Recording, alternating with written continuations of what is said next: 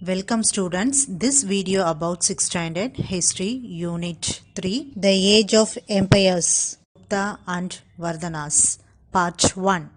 In this video we are going to see about archaeological sources Chandragupta I Samudragupta. Introduction. By the end of the 3rd century AD CE, the powerful emperors established by the Kushanas in the north and Satavahanas in the south had lost their greatness and strength. After the decline of Kushanas and Satavahanas, Chandragupta carved out a kingdom and established his dynastic rule which lasted for about 200 years. After the downfall of the Guptas and thereafter and interregnum of nearly 50 years, Harsha of Vardhana dynasty ruled North India from 606 to 647 AD CE. அறிமுகம். 3ஆம் நூற்றாண்டின் இறுதியில் வட இந்தியாவில் குஷானர்களாலும் தெற்கே சதவாகனர்களாலும் நிறுவப்பட்டிருந்த வலிமை வாய்ந்த பேரரசுகள் பெருமையும் வலிமையும் இழந்தன. இச்சூழல் சந்திரகுப்தரை ஒரே அரசை உருவாக்கி தனது வம்சத்தின் ஆட்சியை நிறுவ வைத்தது. அவ்வாட்சி 200 ஆண்டு காலம் நீடித்தது.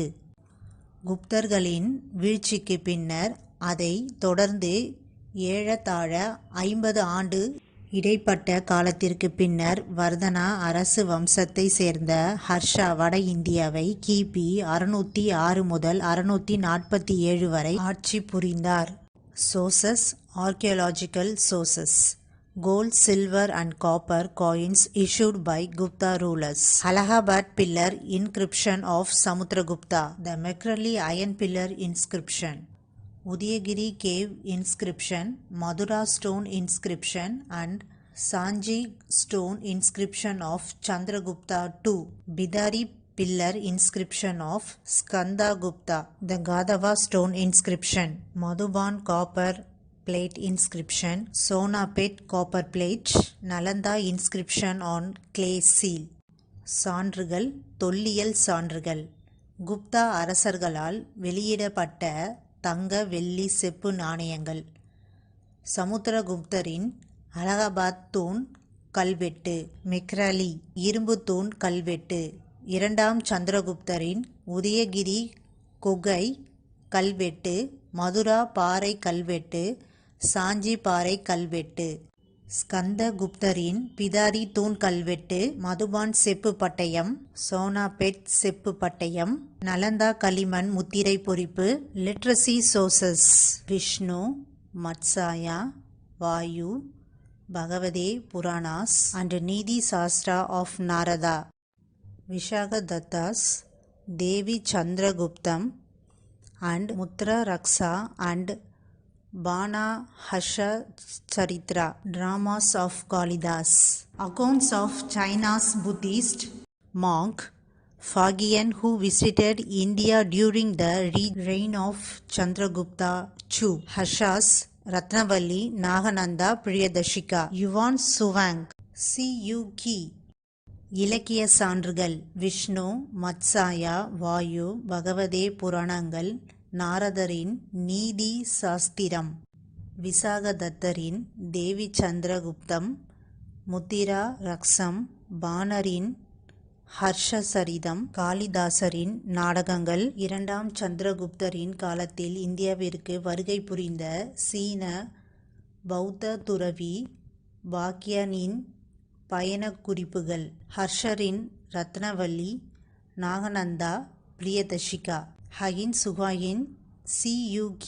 Foundation of the Gupta dynasty. Sri Gupta is considered to be the founder of the Gupta dynasty.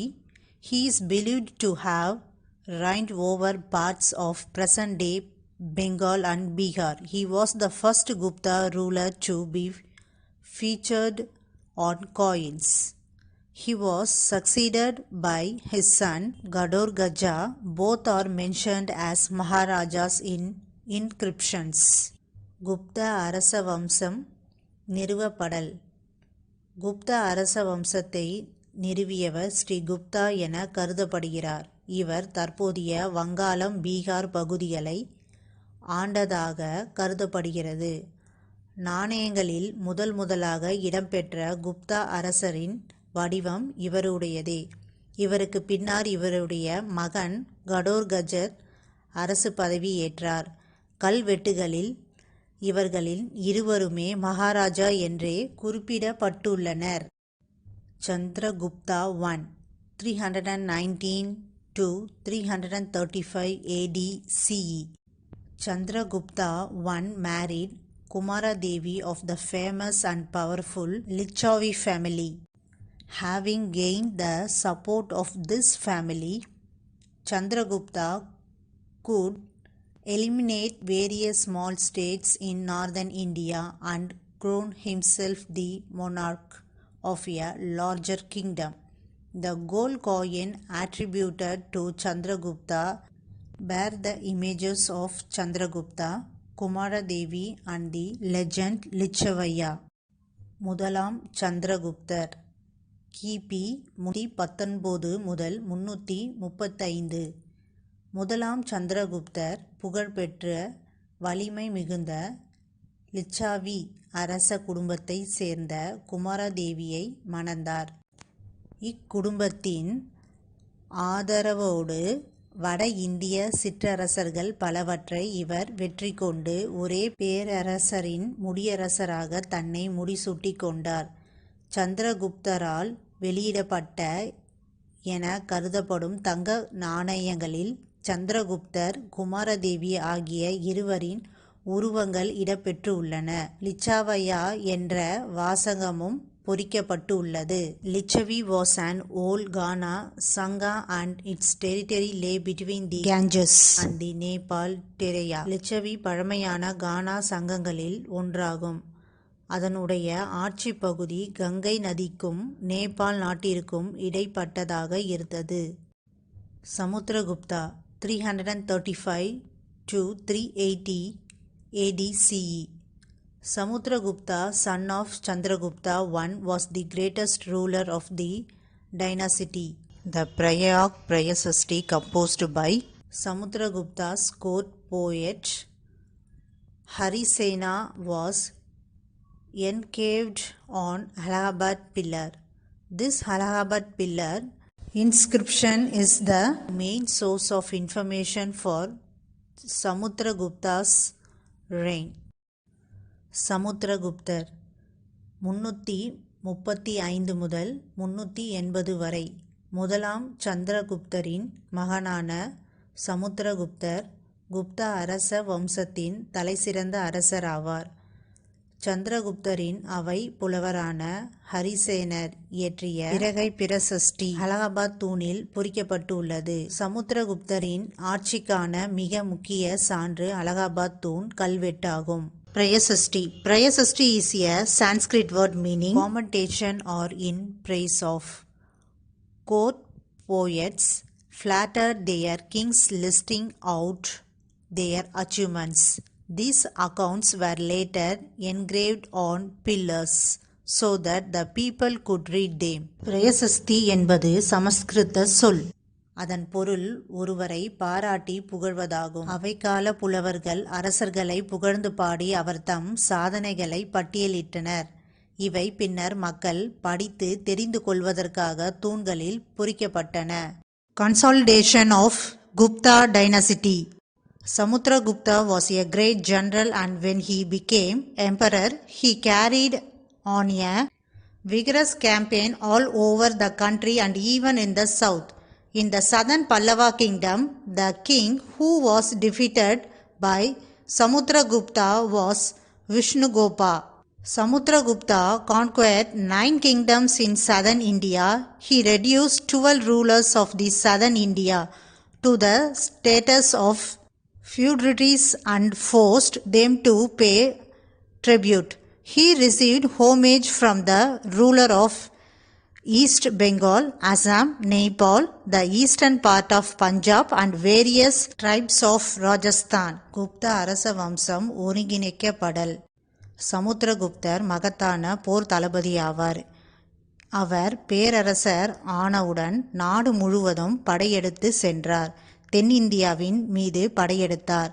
தென்னிந்தியாவில் பல்லவ நாடு அரசர் விஷ்ணுகோபனை சமுத்திரகுப்தர் தோற்கடித்தார்.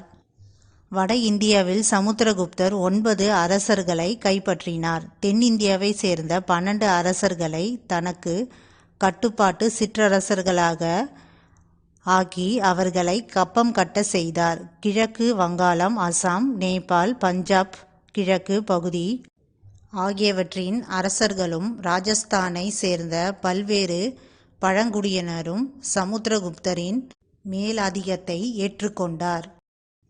Samudragupta was a devotee of Vishnu. He revived the Vedic practice of performing horse sacrifice, performed by kings to prove their imperial sovereignty. He issued gold coins, and in one of them he is portrayed playing harp Veenai. Samudragupta was not only a great conqueror but a lover of poetry and music, and for this he earned the title Kaviraja. சமுத்திரகுப்தர் ஒரு விஷ்ணு பக்தர் ஆவார். போர்களில் வெற்றி பெற்றுதான் நினைவாக நடத்தப்படும் வேதகால சடங்குகளான குதிரைகளை பலியிடும் வேள்வியை சமுத்திரகுப்தர் மீண்டும் நடைமுறைப்படுத்தினார். அவர் தங்க நாணயங்களை வெளியிட்டார். அவற்றில் ஒன்றில் அவர் வீணை வாசிப்பது போன்ற உருவம் பொறிக்கப்பட்டுள்ளது. அவர் மிக சிறந்த படையெடுப்பாளர் மட்டுமல்ல, கவிதை பிரியரும் இசை பிரியரும் ஆனவர். அதனால் கவிராஜா என்னும் பட்டம் பெற்றார். Sri Meghavarman, the Buddhist king of Ceylon, was a contemporary of Samudragupta. இலங்கையைச் சேர்ந்த ஸ்ரீ மேகவர்மன் என்னும் பௌத்த அரசன் சமுத்திரகுப்தரின் சமகாலத்தவர் ஆவார். Okay children, part 1 is over. So far we learnt about archaeological sources, Chandragupta I and Samudragupta. In next video we will see about Chandragupta II, Gupta polity, society and economy. Thank you student.